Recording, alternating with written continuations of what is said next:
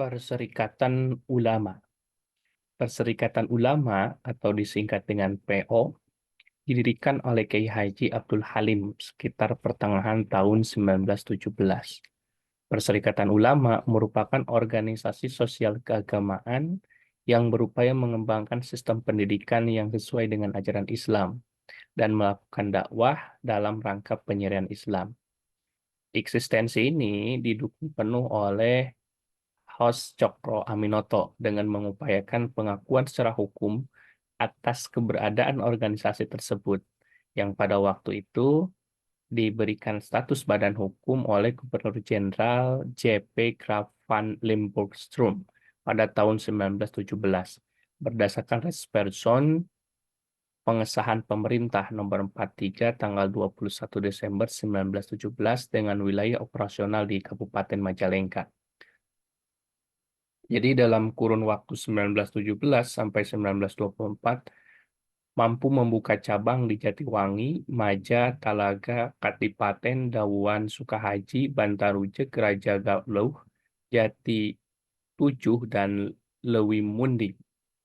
Nah, selain berupaya mendirikan cabang di luar Majalengka, PO pun memiliki beberapa organisasi pemuda dan perempuan, yaitu organisasi Underbow yang dibentuk sebagai wadah mengembangkan potensi yang dimiliki oleh pemuda dan kaum perempuan. Nah, tahun 1929 itu mendirikan Islam Pathfinder Organisasi atau HIPO, organisasi kepanduan yang menampung dan menyalurkan aktivis para pemuda di lingkungan PO. Selain itu, tahun 1932 mendirikan Perikatan Pemuda Islam yang kemudian diubah menjadi Perhimpunan Pemuda Perserikatan Ulama Indonesia. Tidak lama kemudian membentuk Perhimpunan Anak Perempuan Perserikatan Ulama. Itu tujuannya untuk memperdayakan kaum perempuan. Itu juga mendirikan Fatimiyah tahun 1930 yang diambil dari nama Fatimah Az-Zahra, putri Nabi Muhammad SAW yang terkenal dengan kegigihannya dalam menegakkan agama Islam, yang menjadi nama inspirasi agar kaum perempuan di lingkungan Perserikatan Ulama memiliki semangat perjuangan yang tinggi sebagaimana dicontohkan oleh Ibunda Sayyidina Hasan dan Sayyidina Husain. Nah, oleh karena itu, Hotpebestur Perserikatan Ulama Fatimiyah ditugaskan untuk eh, Fatimiyah ini ditugaskan untuk mengelola rumah yatim piatu dan tugas-tugas lainnya yang tidak bertentangan dengan harkat dan martabat kewanitaan. Selain itu, untuk mendukung perjuangan, mendirikan juga majalah Suara Perserikatan Ulama yang terbit untuk pertama kalinya tahun 1928 yang kemudian berubah menjadi Asyuro.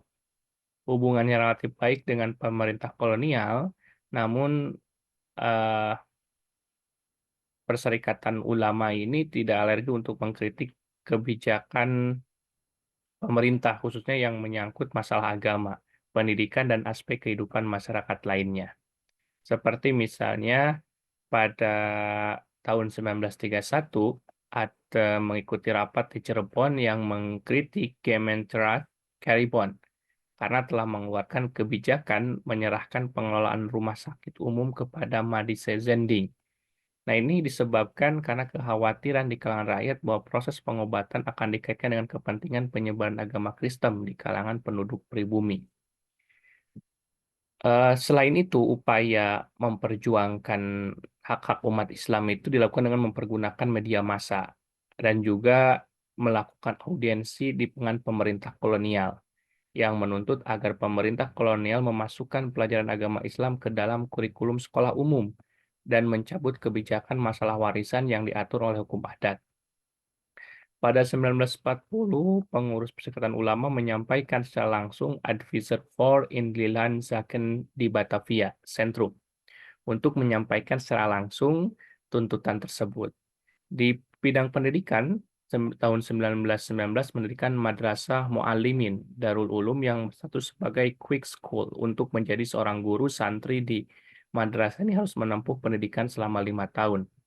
Sementara itu di bidang ekonomi berupaya mengoptimalkan peranan koperasi untuk memperbaiki tingkat kehidupan ekonomi masyarakat. Nah, karena dipilih sebagai wadah pemberdayaan ekonomi umat karena di dalamnya terkandung jiwa persaudaraan dan persatuan sesama anggotanya. Nah, ini diantaranya contoh surat kabar Perserikatan Ulama dan Asyuro. Nah, ini Asyuro, ini Suara Perserikatan Ulama atau SPO ya. Tahun 1942, ketika pemerintah militer Jepang membekukan Perserikatan Ulama karena anggaran dasarnya dipandang tidak sejalan dengan tujuan politik Jepang, hampir 2 tahun Perserikatan Ulama tidak melakukan aktivitas apapun sampai Kiai Haji Abdul Halim menerima dan memasukkan tujuan-tujuan persemakmuran Asia Timur Raya ke dalam anggaran dasar Perserikatan Ulama, sekaligus mengubah nama organisasi menjadi Perikatan Ulama Indonesia. POI. Perubahan-perubahan tersebut mendorong pemerintah militer Jepang mengakui secara hukum eksistensi POI sejak tanggal 1 Februari 1944. Pada 25 Mei 1944, POI diterima sebagai bagian dari Masyumi karena dipandang sebagai organisasi yang memiliki perbedaan dengan organisasi Islam lainnya yang lebih dahulu duduk di Masyumi. Eksistensi POI ini berakhir tahun 1952 seiring dengan keputusannya untuk melakukan fusi dengan Organisasi Persatuan Umat Islam Indonesia yang sebelumnya bernama Al-Ittihad Al-Islamiyah. Nah, itulah berkaitan dengan perkembangan Perserikatan Ulama yang awal berdirinya itu berada di Majalengka yang didirikan oleh Kiai Haji Abdul Halim.